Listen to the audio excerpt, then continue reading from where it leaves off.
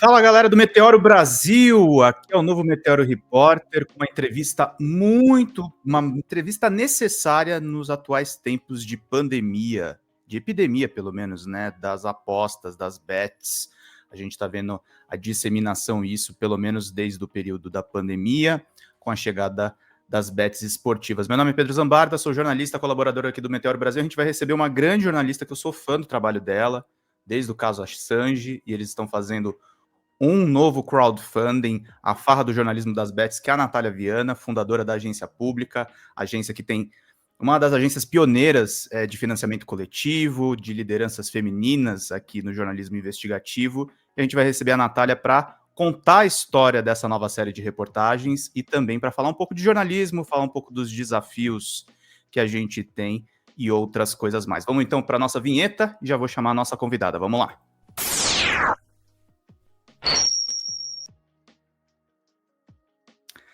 Natália Viana, muito obrigado por ter topado uma entrevista aqui com a gente. Seja muito bem-vinda ao Meteoro. Como é que você está? Olá, Pedro, tudo bom? Estou bem, estamos bem. Você estava falando que nós somos pioneiras, né? A Agência Pública está para fazer 15 anos no ano que vem já. Eu ajudei vocês, acho que lá no começo, eu estava na faculdade ainda. Vocês abriram a primeira... aquele programa de parcerias, né? E aí eu fiz uma doaçãozinha lá no começo e tal, e sempre fui fã do trabalho de vocês.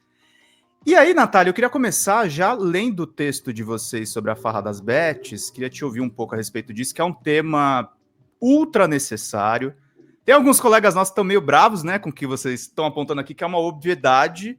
Vocês ainda foram bastante contidos, assim, porque tem muito mais sites do que até vocês apontam aqui. Vocês falaram do 247, vocês falaram do Metrópolis, sobre publi editoriais que ficaram disponíveis nesses sites, e falaram também sobre a grande problemática, que, assim, o Metrópolis e o 247 ainda são publis, né? Mas a gente está falando, e o Portal Terra também, mas a gente está falando agora que emissoras de televisão estão criando as suas próprias bets, né? A gente tem o caso do SBT, tem o caso da Globo, um amigo meu que cobre esporte, ele até fala, se tirar as bets, acho que quebra, acho que hoje em dia 70%, 80% dos sites esportivos, assim, não tem cobertura esportiva hoje em dia sem a infiltração desse tipo de prática.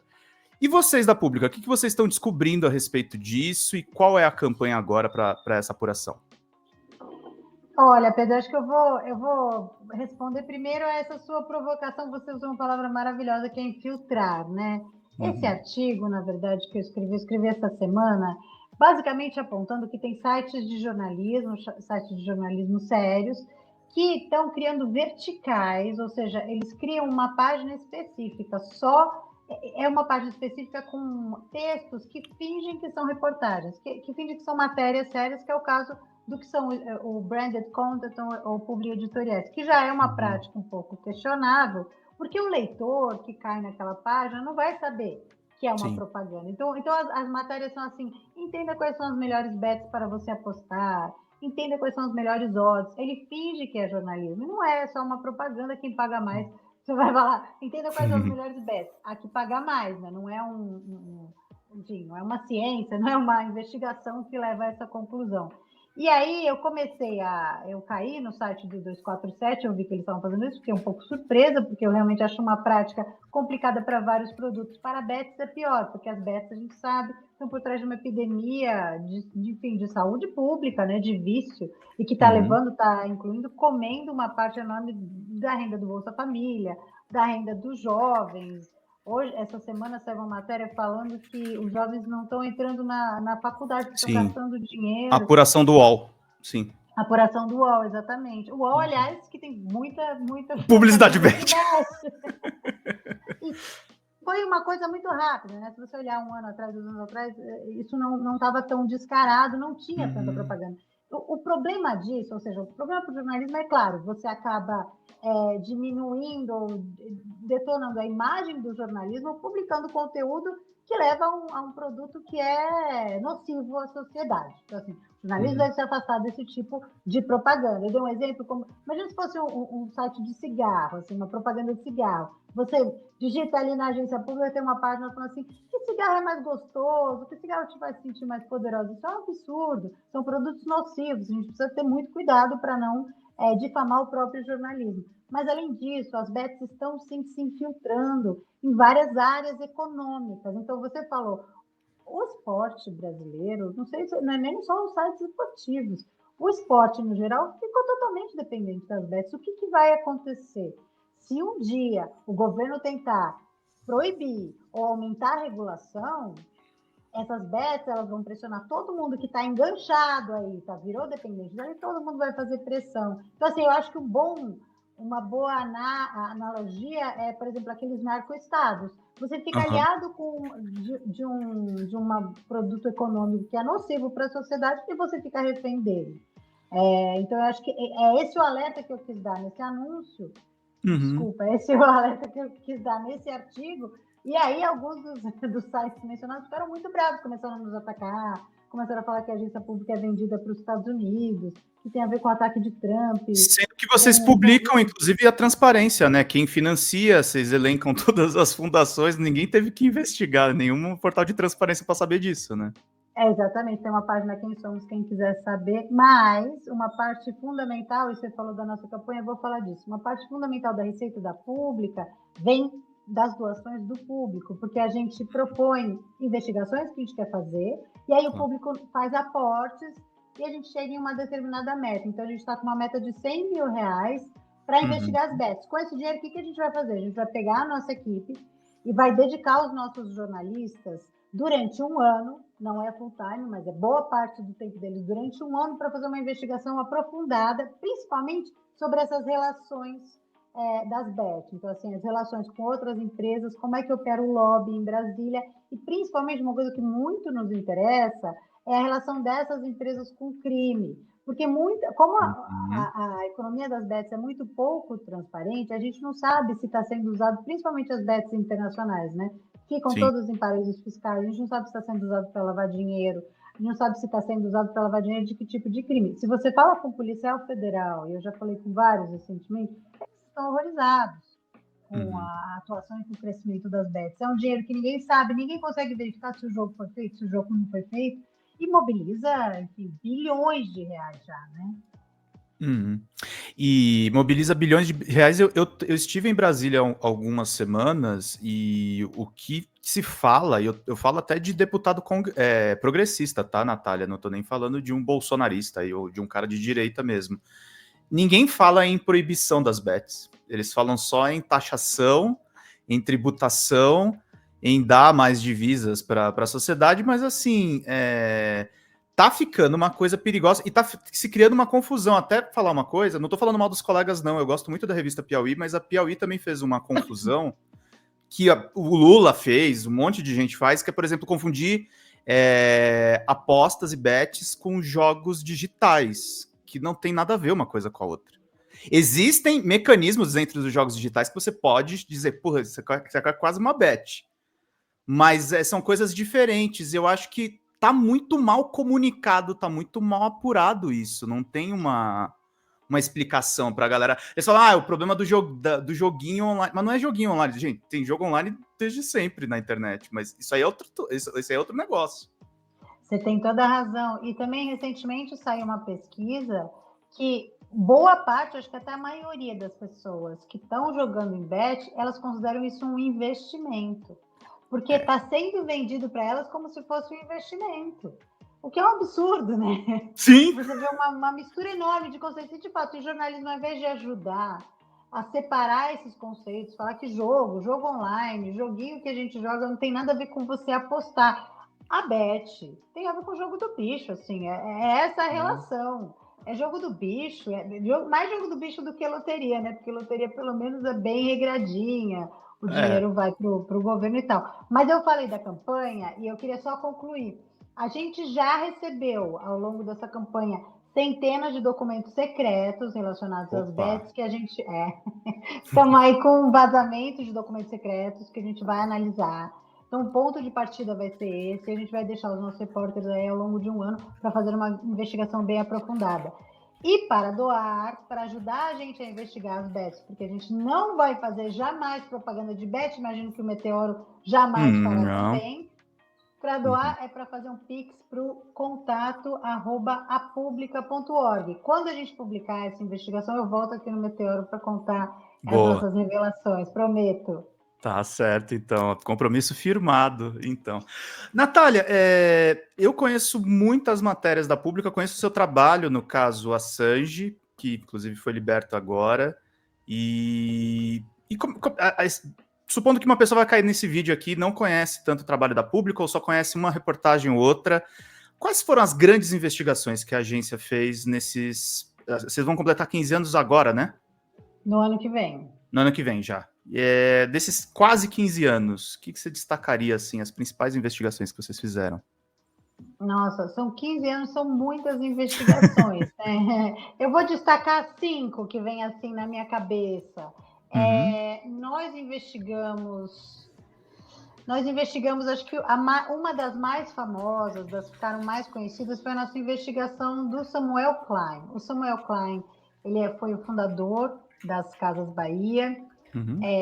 Ele que foi que construiu o império das Casas Bahia, e também por conta até de documentos, ou uma dica vazada, mas também documentos vazados para a gente descobriu que o Samuel Klein, nos últimos 20 anos de vida dele, ele tinha uma rede de exploração de meninas, de estupro de meninas de até 9 anos. E ele utilizava a sede das Casas Bahia para isso, a sede das Casas Bahia em São Caetano, e ele também utilizava os automóveis, os helicópteros, a equipe das Casas Bahia para isso. Então, por exemplo, as meninas, elas eram aliciadas porque elas acabavam recebendo presentinhos das Casas Bahia. Então, elas iam ali no caixa da Casas Bahia e com um valezinho escrito por ele mesmo, pelo dono, Samuel Klein, e aí elas iam lá e recebiam liquidificador, torradeira, essas coisas. Eram todas meninas pobres, elas eram aliciadas por mulheres, que eram aliciadoras, em lugares pobres. Então, assim,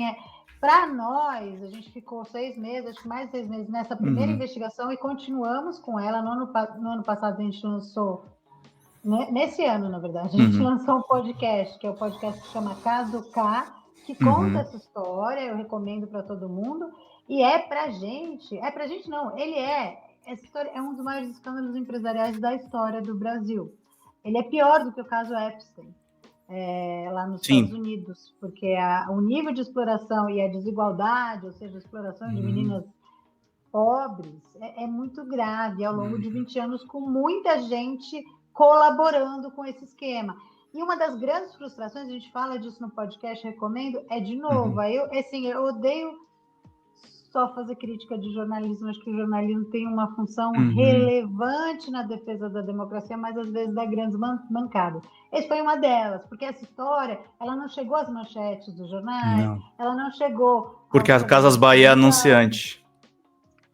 A nossa suspeita é que porque a Casa Bahia continua sendo uma das maiores anunciantes do Brasil. Então, é um véu de silêncio por trás de um escândalo que deveria estar sendo abordado, deveria estar sendo discutido muito mais amplamente. Acho que essa é uma história grande. Depois dessa história, houve uma mudança na legislação nacional em relação a quanto tempo as vítimas de estupro de vulnerável têm para o crime não prescrever por conta dessa investigação. Tem uma outra que que ficou muito forte, que foi uma investigação sobre o iFood, em que o iFood foi flagrado pela nossa repórter pagando para uma agência de publicidade construir perfis fakes que atacavam o galo, né? O galo de luto, sim. O galo de luto, os motoristas, os trabalhadores que estavam tentando se organizar. Então, era um trabalho de boicote à sindicalização, que é um direito. Então, era tipo um gabinete do ódio de uma empresa, né? É muito louco pensar isso, né? Exatamente. E o pior, contratando uma agência, né? Isso a gente pegou uma. Você imagina a quantidade de empresas que fazem isso, se tem agências que se prestam a esse papel. Isso se tornou um escândalo, o Ministério Público investigou depois da nossa denúncia, e aí o iFood teve que fazer um TAC, um termo de ajustamento de conduta, para garantir que não vai mais tentar impedir a mobilização, a sindicalização, né, dos seus trabalhadores, que é ilegal no Brasil. Eu vou citar 2 investigações minhas. Tá corretíssima, tem que defender o trabalho, pô. Uma delas foi a investigação sobre dentro dos papéis da Vaza Jato, né, que foram obtidas pelo Intercept Brasil. A agência pública fez uma parceria com o Intercept Brasil e eu investiguei especificamente os laços do FBI e a interferência americana na Lava Jato. Isso também foi uma grande investigação, a gente publicou em 2020, rendeu vários processos na justiça, inclusive a defesa do Lula, que naquela época estava preso, utilizou a nossa investigação para obter os documentos da Vaza Jato e para depois questionar naquele processo que acabou libertando o presidente Lula. Também foi uma investigação que teve bastante repercussão e ajudou, né, a mudar o rumo das coisas, o rumo da justiça, né, ou seja... E aí, acho que outra que vale a pena mencionar é uma que eu fiz ao longo de mais de um ano, também foram uns 2 anos, que foi uma investigação sobre os civis mortos por militares durante operações de GLO. Eu levantei mais de 35 civis e nenhum caso foi punido. O caso mais conhecido é o caso do Evaldo Rosa, que aquele músico que foi morto com 80 tiros. Eu acompanhei o caso do Evaldo Rosa desde 2018, que foi quando aconteceu, 2019, perdão. E no ano passado foi julgado no Superior Tribunal Militar e os militares foram absolvidos. Quer dizer, foram absolvidos não, foram condenados apenas módicas, irrisórias, apenas para não irem para a cadeia. Então, aí é uma investigação mais profunda de como a justiça militar acaba passando pano para militares e nunca punem, por mais que eles tenham cometido o pior que se pode cometer, né? Matar um cidadão, matar um ser humano, né? Tirar a vida de outro ser humano. Tem outras, eu acho que o pessoal vai falar que eu estou puxando a sardinha. Vou falar outra, vou falar a do Lira. Arthur Lira, que virou, inclusive, o Eduardo Moreira mencionou isso, virou processo, né? E censura. Pois é.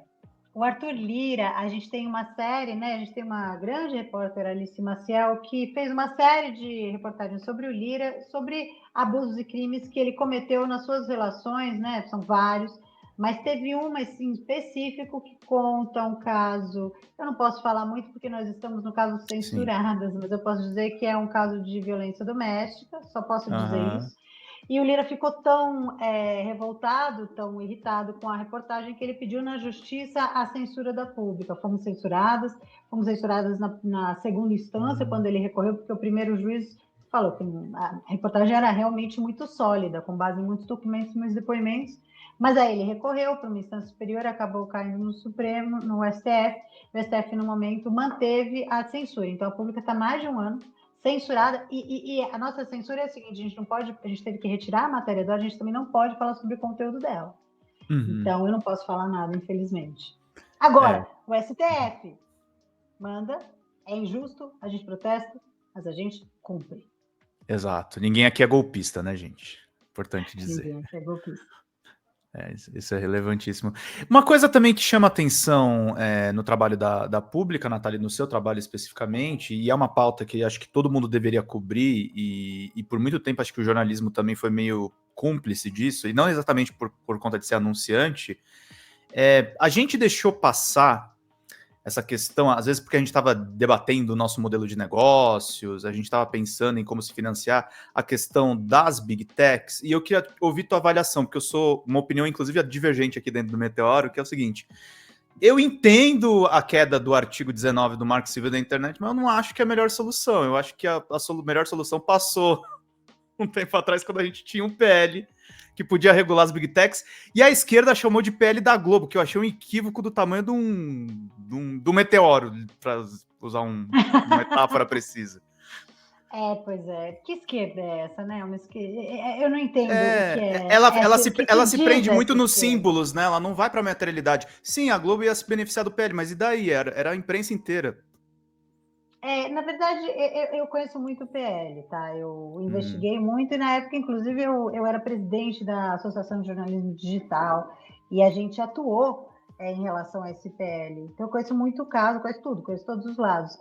Inclusive, outro dia, faz acho que 2 semanas, eu estava falando com o Orlando Silva, que é um homem de esquerda, acho que ninguém pode negar. É do PCdoB, gente. Se vocês acharem que não é, reclama lá pro PCdoB. Imagina, né? Um comunista, da esquerda mesmo. O PL, ele tinha problemas ele era uma mistura de várias leis,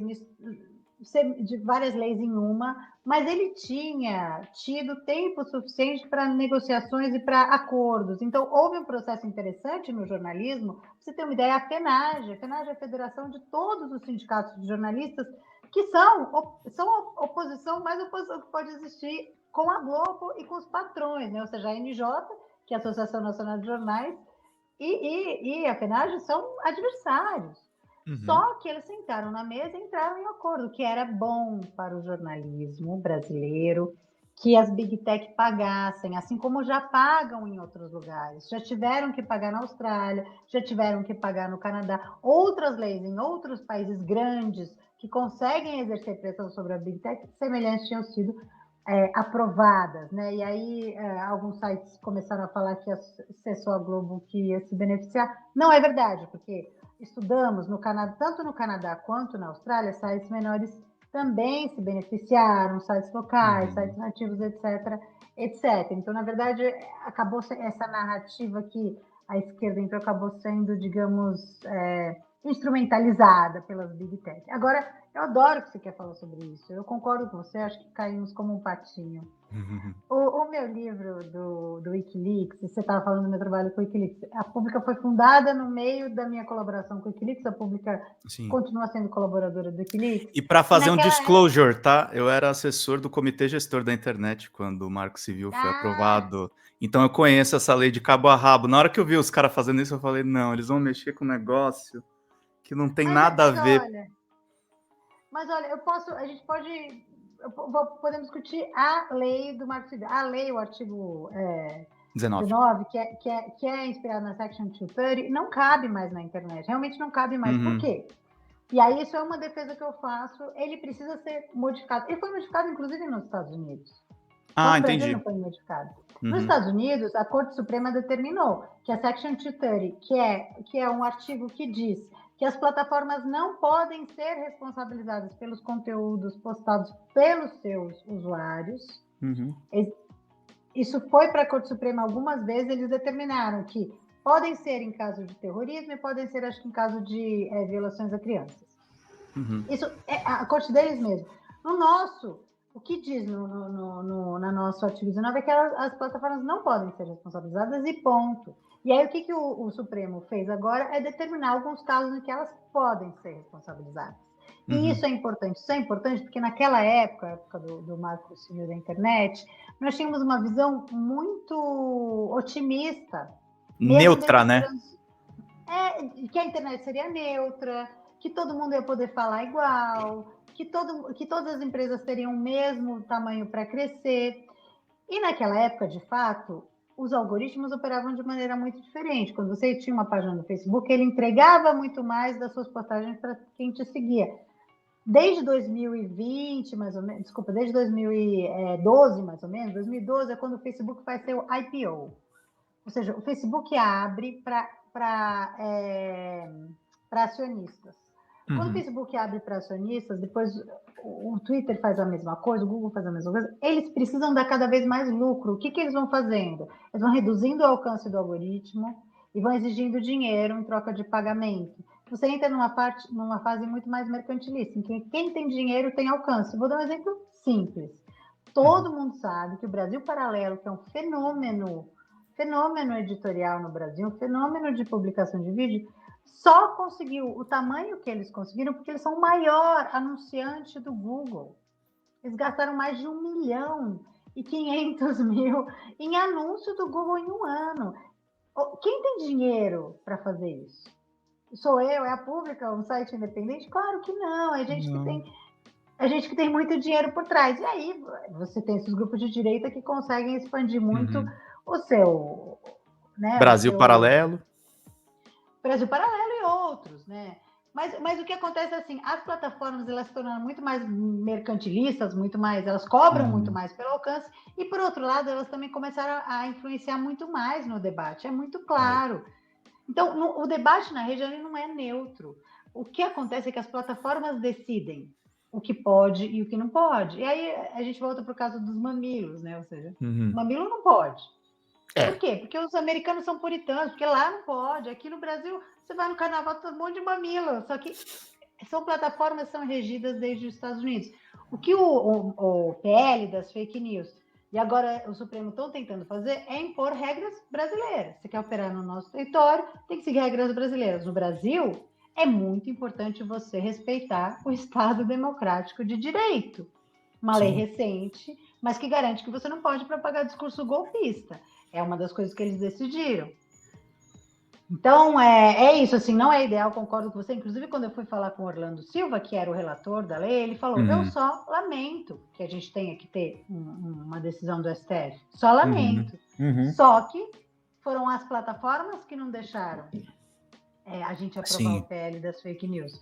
Porque quando você fala essa coisa do discurso da esquerda, falando PL da Globo, não foi só isso, o Google usou a sua homepage, eles pagaram regiamente uma quantidade enorme de lobistas que vivem no Congresso.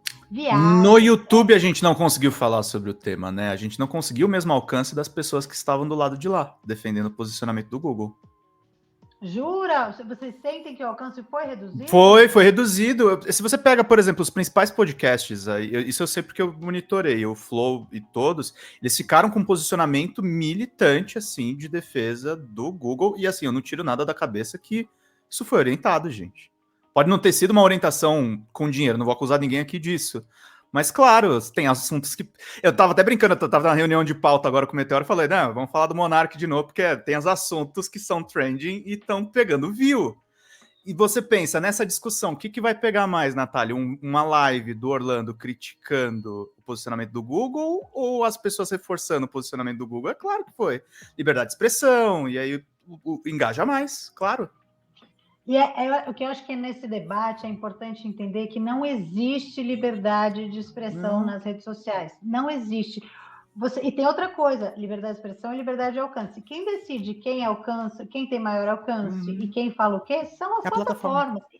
E são decididos de trás de portas fechadas em escritórios que estão bem longe daqui. São pessoas que, inclusive, nem ligam para o Brasil, nunca vieram para o Brasil, não tem o menor contexto. Então, assim, já é censura, já é mediação, já é moderação. Só que quem decide é um bando de empresários no Vale do Silício e não as instituições brasileiras, que têm problemas, é óbvio que tem problemas, é óbvio que o Supremo tem problema.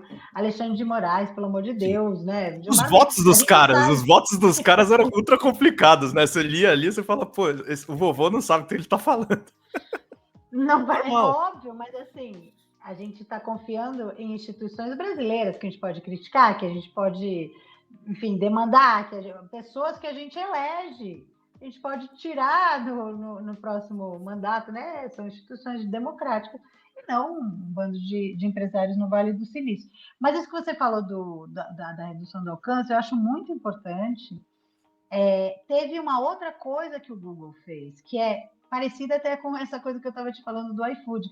O Google mandou uma mensagem, o YouTube mandou uma mensagem para todos os seus YouTubers, falando, se essa lei passar, o trabalho de vocês será prejudicado. Proteste, fale com os seus representantes. E isso é uma ação de truste, isso é uma ação, quer dizer, abusiva, no mínimo abusiva, talvez ilegal, mas que inclusive chegou a ser investigada, né? Está sendo investigada no CAD e foi investigada pela STF, depois foi suspensa. Mas houve uma ação justamente em que elas demonstraram que elas têm poder econômico. Porque eu acho que isso vai ligar com a história das bets. Isso pode acontecer com as bets daqui a pouco. Se a gente quiser banir as bets, não, é um mal social, as pessoas estão perdendo 25% da sua renda, as bets mandam mensagem para todo mundo que está ganhando dinheiro, influenciadores, jornais. Você vai quebrar. E falam assim, você vai quebrar, proteste contra essa lei. Sim. Esse é o problema, é uma captura corporativa, né, da sociedade. Natália, eu vou usar a nossa entrevista, eu vou fazer um merchan meu, mas eu juro que não é intencional porque o assunto tem tudo a ver. Eu acompanhei de perto a tramitação do Marco Legal dos Games, eu escrevi esse livro aqui, inclusive do meu site de games. Marco Legal dos Games, as demissões em massa. É o PL do Kim Kataguiri de 2021, o 2796, que virou a lei 14.852, que é uma lei que incentiva desenvolvimento de jogos no Brasil. Quando estava no final da tramitação da Câmara dos Deputados, As bets se infiltraram usando um joguinho que eles lançaram chamado Fantasy Games e criaram uma associação do nada no meio da pandemia. Jura? Eu ouvi uma fofoca, eu não tenho documento disso, mas várias fontes me disseram que eles investiram mais ou menos uns 30 milhões para tentar empurrar as apostas no PL dos games para ter incentivo fiscal. Nossa, E mas a eles galera teve conseguiram? que... Depois eu te mando as matérias, mas a gente conseguiu tirar isso numa articulação que a gente mandou gente para Brasília, mandamos um acadêmico para eles explicarem que games não tem nada a ver com aposta. Se os caras fazem isso com um PL de games, imagina a quantidade de lobbies que eles não têm lá dentro. O deputado comprado para votar as pautas que interessam para eles. Um dos parlamentares, o senador Irajá Silvestre, tá gravado, tá, senador? Eu não tô te caluniando, não tô fazendo absolutamente nada de errado. Ele vira e fala na tribuna: não, tá muito complicada a discussão, vamos pegar o marco legal dos games, vamos tirar os games e deixar só os fantasy games para serem aprovados. E deixar só as bets. Exatamente. Esse Irajá, aliás, não minto, era ele que propôs... Filho da Cátia Abreu. Ele é filho da Cátia Abreu? Ele é filho da Irajá Silvestre de Abreu. É o nome completo. Não sabia disso, excelente informação. A Cátia Abreu, vou fazer um parênteses, mas assim, eu jamais esquecerei aquele copo de vinho na cara do Serra, e eu a admiro para sempre por isso. Mas, pô, Kátia, dá um toque no seu filho aí, porque tá passando vergonha. Enfim. Claro, não, mas olha, o Irajá é quem propôs essa lei que estava para ser votada na semana passada, que é pior. E você vê assim, ou seja, a gente liberou as bets, eu acho um absurdo, acho que a gente tinha que ter proibido, como proibiu-se os bingos, e agora uma nova lei para liberar bingos e cassinos. Ou seja, é para liberar o jogo, é para explorar quem já é pobre, não tem outro motivo para você querer abrir num país pobre como o Brasil, desigual como o Brasil. É para você deixar as pessoas ainda mais viciadas. Eu não sei se a proposta dele na relatoria dele, mas era ele que estava articulando, Irajá, e não foi votado por causa de uma discordância aí na bancada evangélica, porque tem uma parte da bancada evangélica que é contra, uma parte significativa, que é contra a liberação.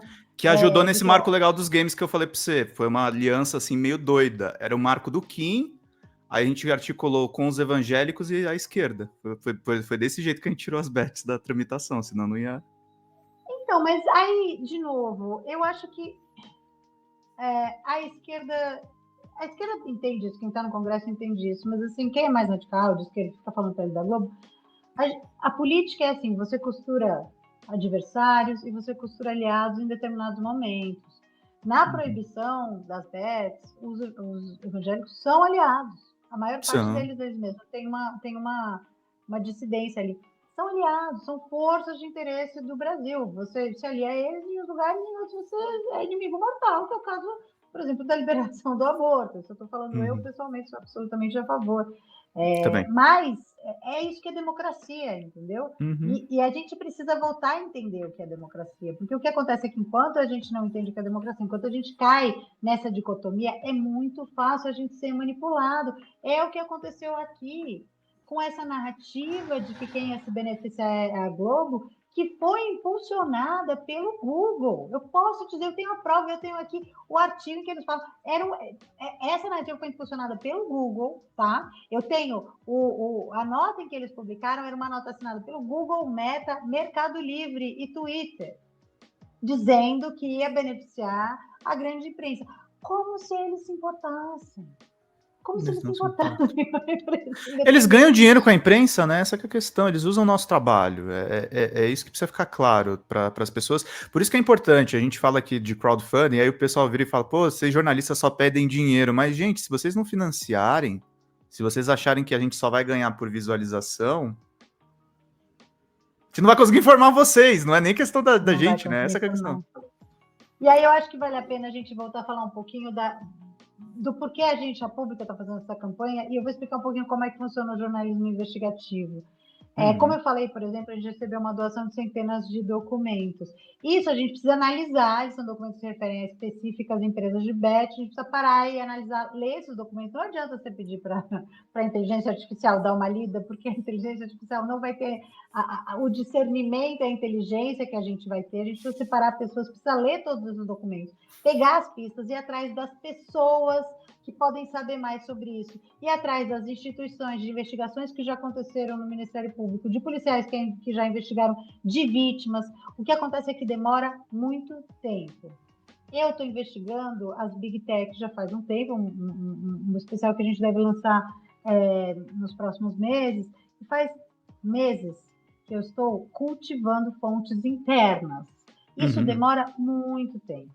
Sim. Você precisa ter você precisa conquistar a confiança de pessoas para te passar informações. Esse é o trabalho de jornalista investigativo, ele demora muito tempo, tanto pela quantidade de fontes, quanto a quantidade de coisas que você precisa desencavar, quanto para você convencer alguém para te vazar documento, vou dizer, voltamos a Julian Assange. É muito complicado, você precisa garantir 100% de confidencialidade e você tem que garantir que você vai para a cadeia, mas você não vai dizer quem é a sua fonte. Sim, sim, que é uma coisa que o Brasil ainda garante o sigilo de fonte, mas os Estados Unidos, por exemplo, retroagiu nessa questão e tem gente indo para a cadeia porque não revela a fonte, né? Ainda mais nessa administração Trump. Eu acho que a coisa tá degringolando total. Natália, excelente entrevista, a gente tá numa conversa muito boa. Só para fechar mesmo e pegando um pouco do gancho do tarifaço agora do Trump. A gente já estava falando até no nosso plantão. 3 hipóteses. Eu acho que o Trump não gosta tanto assim do Bolsonaro. Eu acho que a balança comercial é uma fake news absoluta. Tá acontecendo isso tudo por conta das Big Techs? A matéria que eu publiquei ontem, hein? Você está acompanhando a agência pública. Estamos, claro. Sim, em grande parte por causa das Big Tech. Eu acho, sinceramente, que tem 2 fatores. Eu acho que o Trump ficou irritado com a postura dos BRICS, né? Com a postura desafiadora, com a postura dos BRICS de criticar as atuações dele, e também, na declaração final dos BRICS, os BRICS estão dizendo que os países têm todo o direito de regular as Big Tech. E tem mesmo, porque as Big Tech são todos americanos tirando o TikTok. Então, já foi um enfrentamento com grandes aliados, né, de peso, que são Rússia e China, né, no caso. Quem tem exército, de fato, são eles, quem tem armas são eles. E aí, o Trump até respondeu, tweetou e tal. A segunda coisa é o seguinte, há um lobby das Big Tech que já acontece há algum tempo para não haver regulação em nenhum lugar do mundo. Então, o Mark Zuckerberg, quando ele publicou aquele vídeo em janeiro, ele falava, precisamos que o governo americano nos ajude a lutar contra governos, e citou, assim, falou cortes latino-americanas, que no caso estava falando do nosso STF. O Elon Musk fez aquele Twitter Files, né? O Elon Musk fez o Twitter Files, que eu também investiguei, aliás, descobri que eles tiveram que pagar indenização para o advogado deles, que foi exposto indevidamente, ilegalmente, naquele Twitter Files, uma narrativa falsa que eles criaram. Enfim, quando veio a decisão do STF, que é justamente o fim do artigo 19, isso revoltou muito as Big Techs, porque, sendo o STF, não tem como elas interferirem, não é que nem no Congresso que elas podem ficar ali naquele trabalho de cooptação eterna. STF não funciona desse jeito.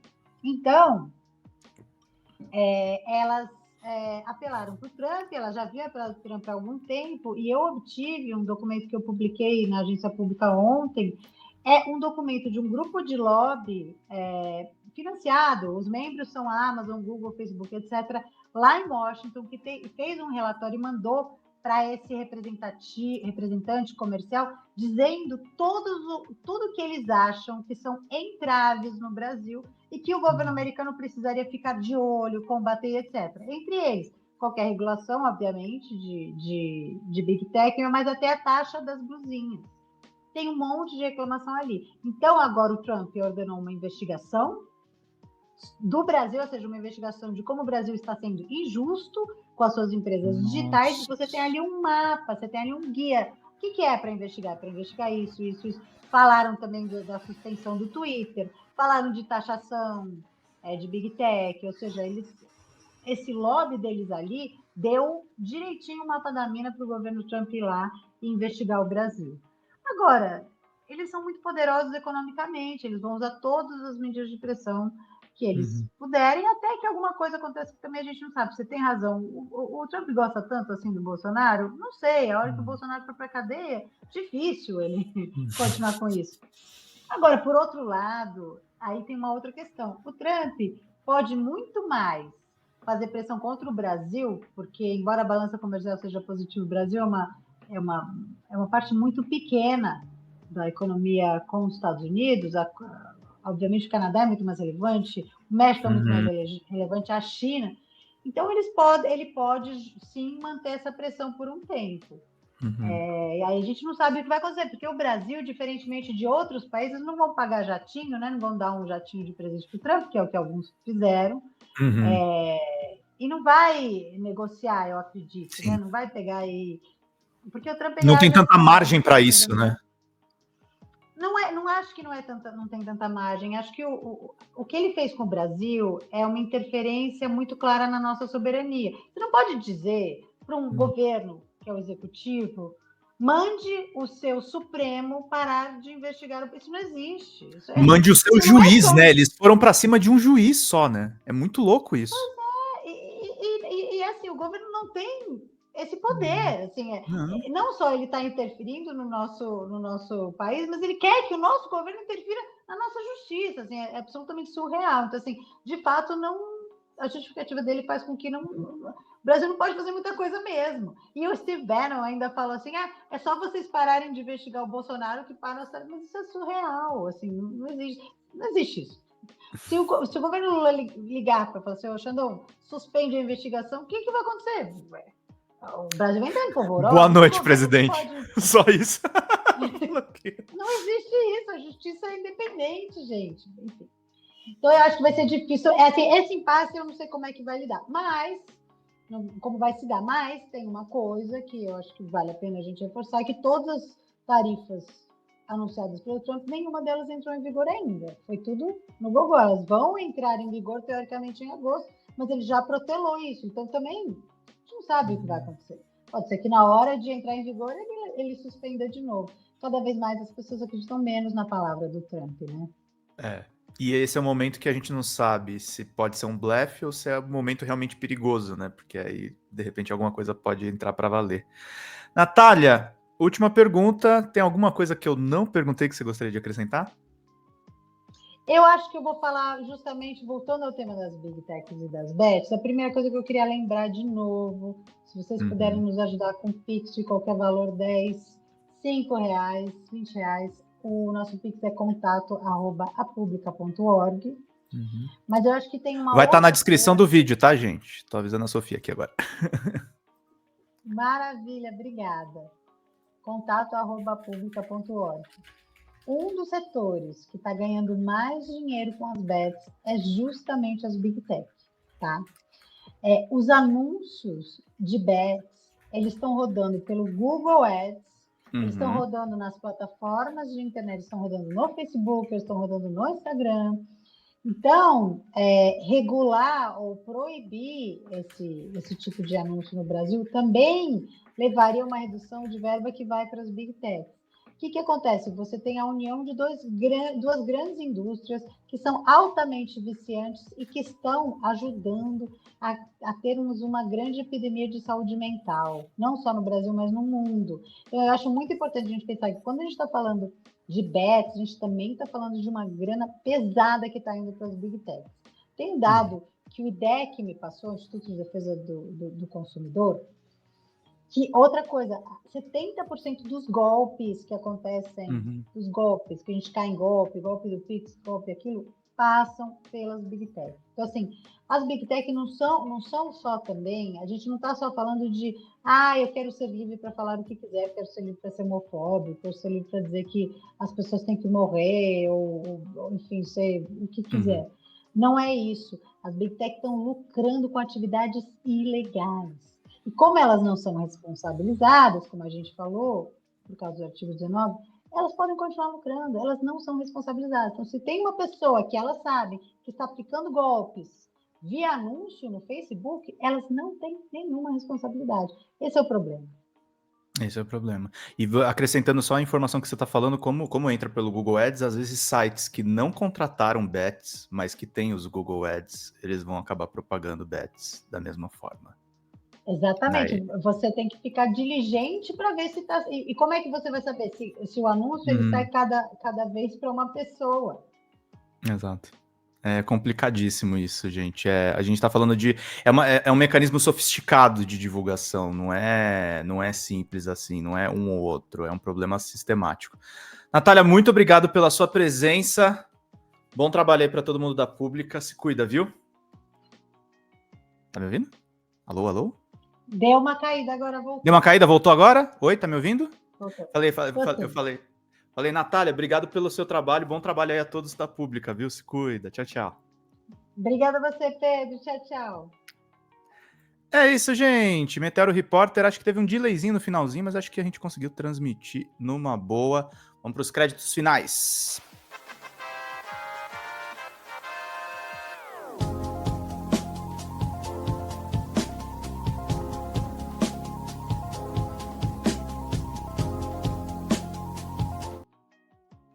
Vida longa e próspera, gente. Até mais. Tchau, tchau.